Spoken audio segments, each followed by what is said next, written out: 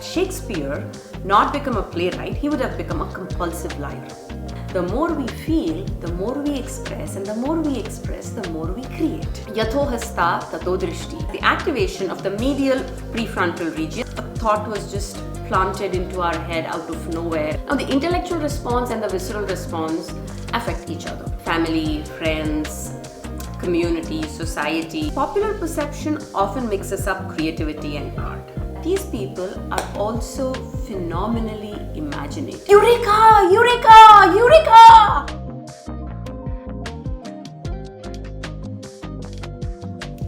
Will you believe me if I tell you that you are creative? Yes, you are creative. We were all created, and so the urge, the need to create is alive in all of us. It's just that our medium of creation varies. I had once read someplace that had Shakespeare not become a playwright, he would have become a compulsive liar. So, if you have ever lied in your life, if you lie in your life when a situation demands, then all you're doing is creating a moment of fiction for yourself. If you have ever had an idea, a spark, it could be for where to go for breakfast, or it could be how to solve a sticky situation at work, or where to place that easy chair in your living room, or even something random and imaginative like when you were caught in that traffic jam, you wish that you had wings and fly to escape the traffic jam, or you could just transport yourself, then you are creative. Popular perception often mixes up creativity and art.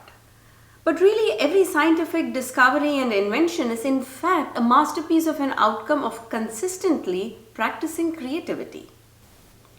Let me tell you a story. I was in 8th grade when we got introduced to fluid mechanics in our science class. Fluid mechanics covered things like the anomalous expansion of water, density, flotation theories, boiling points, etc. And for the first time, I was being introduced to the concept of buoyancy of water and therefore the Archimedes principle. The textbook carried a very interesting tale to go with this principle. It talked about how Archimedes was in a bathtub when the discovery happened. As he was submerged in the mundaneness of this ritual, he had an epiphany.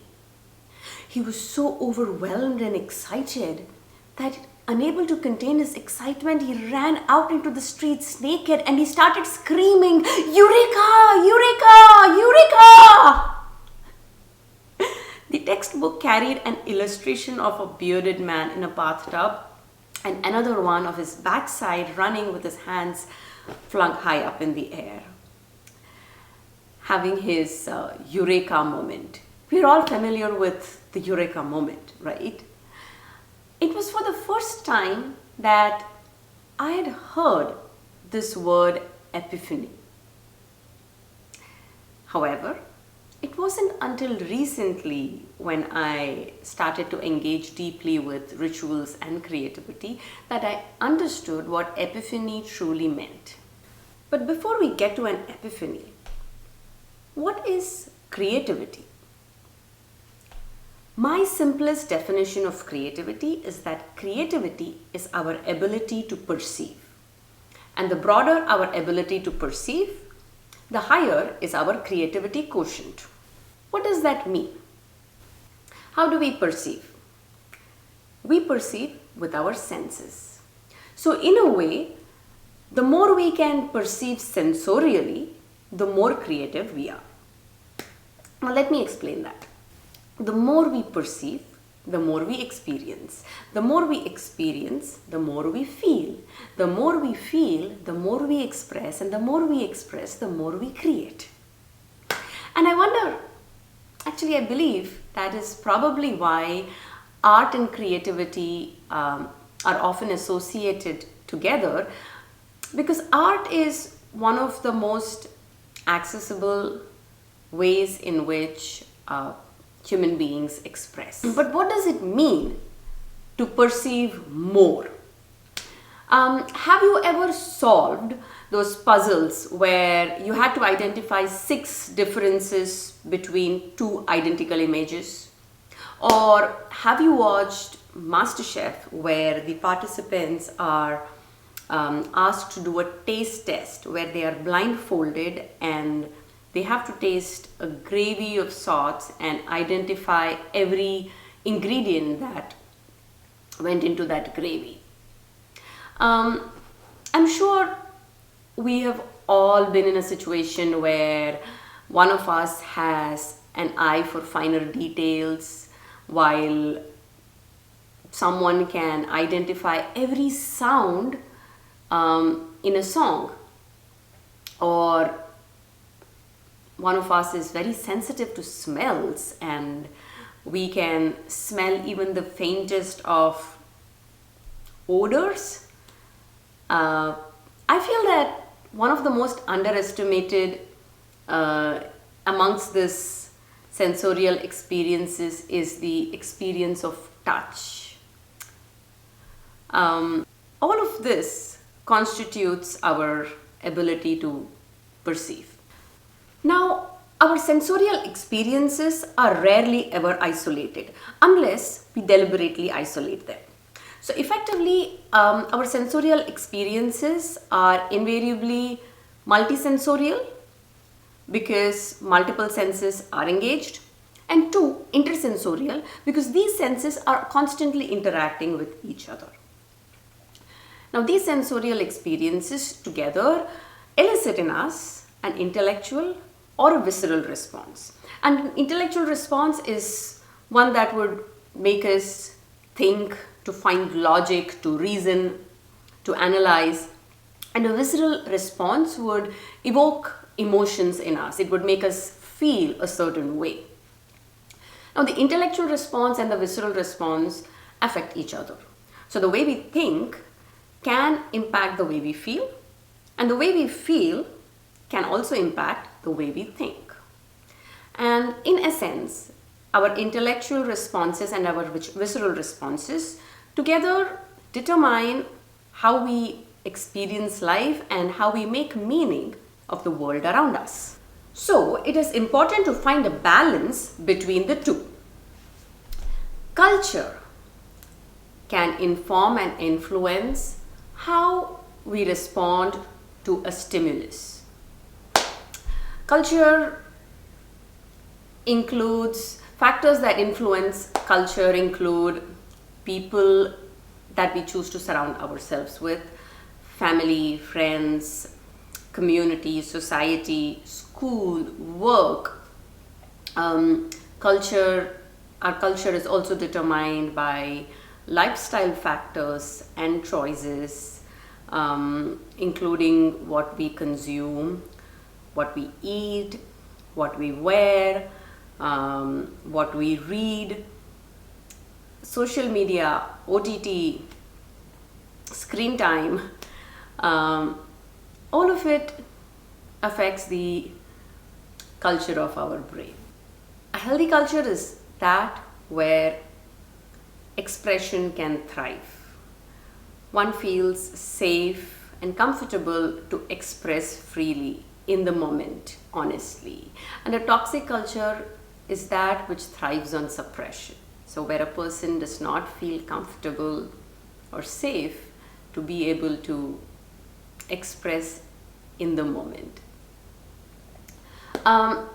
Studies reveal that cultures that are diverse in practices and traditions involving the senses also have creative rituals integrated into their everyday way of life.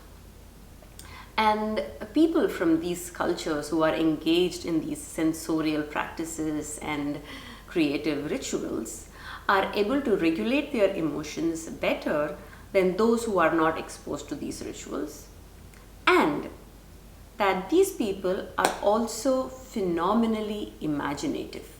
Speaking of culture, some cultures, including where I come from, have the custom of referencing to metaphors or idioms and proverbs in a very matter-of-factly way in the middle of a conversation.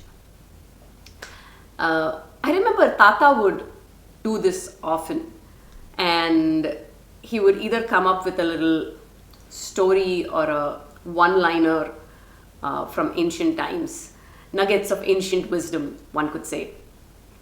And in line with what we are talking about, what we are reflecting upon right now, I'm reminded of something that he would refer to, and then I dug out the longer version of it. This is from the Natya Shastra, and it's part of the Rasa theory. And it says, Yato hasta tato drishti, tato mana, tato bhava, yato bhava tato rasa. Our action is a reflection of our perception. Yato drishti, tato mana. Our perception is a reflection of our mind. Yato mana, tato bhava. Our mind is a reflection of our nature, bhava. Yato bhava, tato rasa. Our nature is a reflection of our core, our essence. In September, Happy Time Studio organized the first ever Issaquah Open Studio Tour. As part of this tour, 10 artists were selected, and the general public, people could visit the home studios of these 10 artists and engage with their art forms and their artistic process. I was one of the 10 artists who was selected to be part of this Open Studio Tour. People who visited me got to experience a mini epiphany from Epiphany Sutra's Essences series. So Essences is a set of rituals which focuses on our senses. So they are sensorial rituals, and each ritual isolates one sense from others to create a heightened sense of experience with that sense alone. Each of those epiphanies opened up the space for some really deep conversations, because engaging in that ritual makes one realize how we either take that sense for granted, or it just opens up perceptions. One experiences, one sees more, one hears more, and these are all things that are existing around us, but we have never paid attention to. The Essence of Touch was attended by a couple of my friends, Sandhya and Neha, and the conversation that followed that experience was also very deeply reflective and so insightful in many ways. And Sandhya asked a very pertinent question. She said, Divya, you're talking about the 5 senses, because that is what Essences focuses on. But what about the 6th sense, intuition?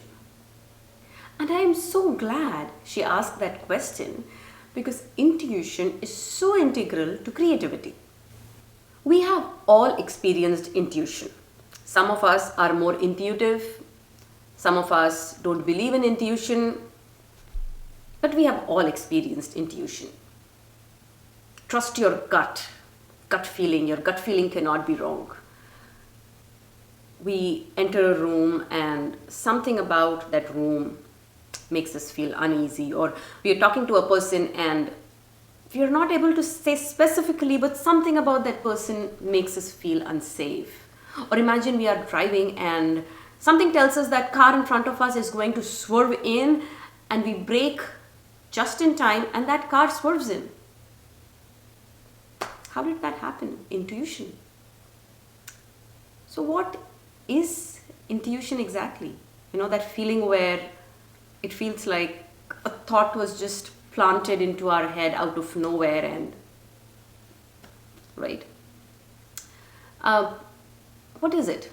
What is intuition? If we observe nature, animals, birds, their behavior, their patterns could actually communicate to us of events that may occur.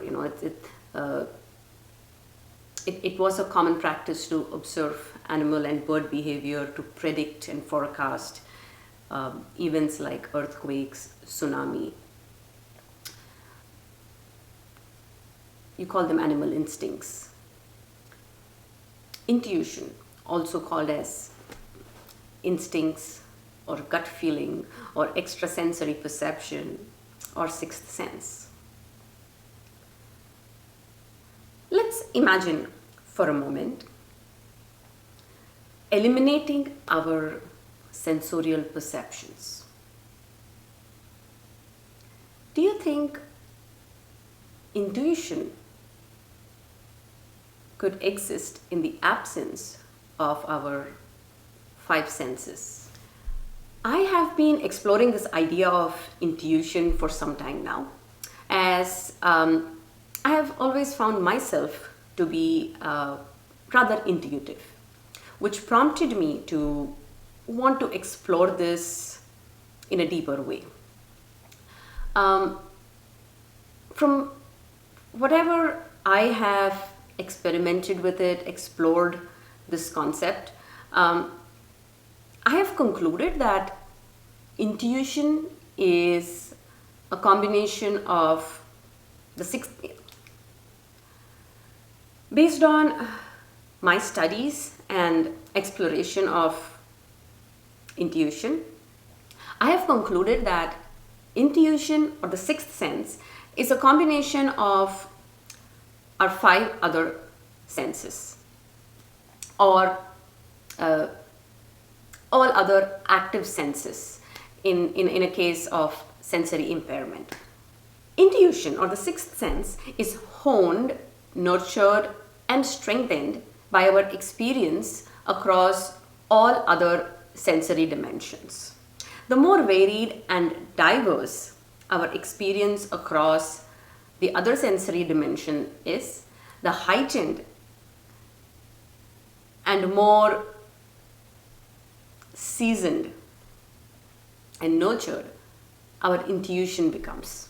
Creativity and intuition are also fascinatingly interdependent.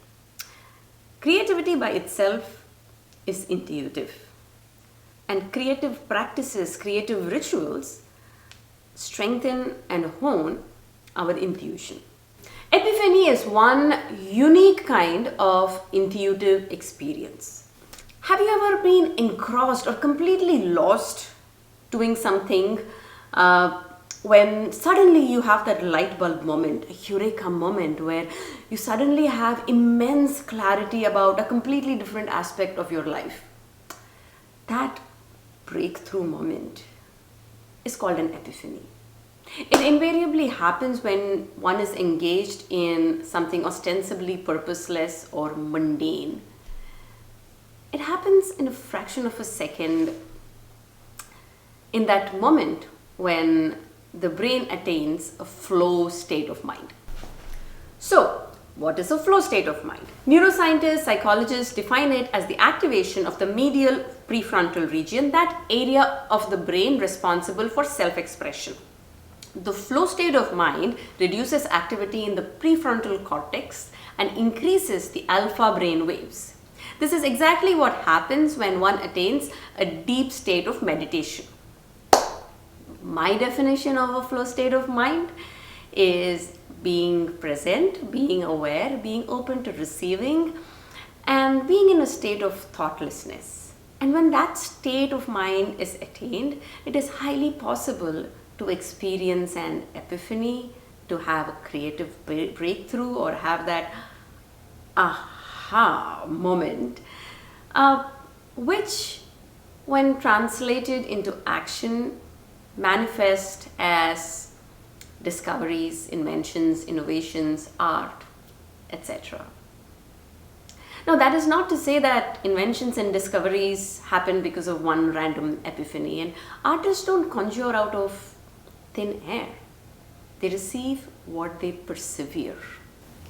While one cannot predict an epiphany, the only way for it to happen is if one believes, surrenders, and commits to the process, practicing it repetitively like a ritual. While the discovery may have revealed itself to Archimedes in the bathtub, it was not accidental, certainly not. It was because at all other times, Archimedes was relentlessly in pursuit of that discovery.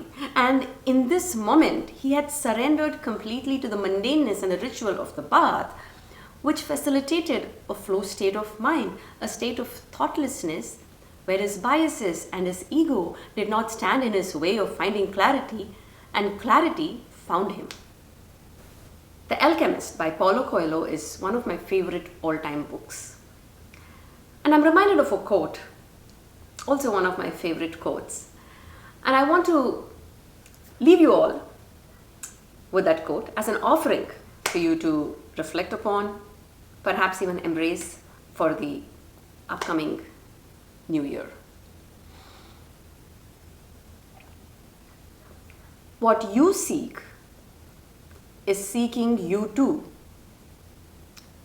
What you seek is seeking you too. What you seek is seeking you too.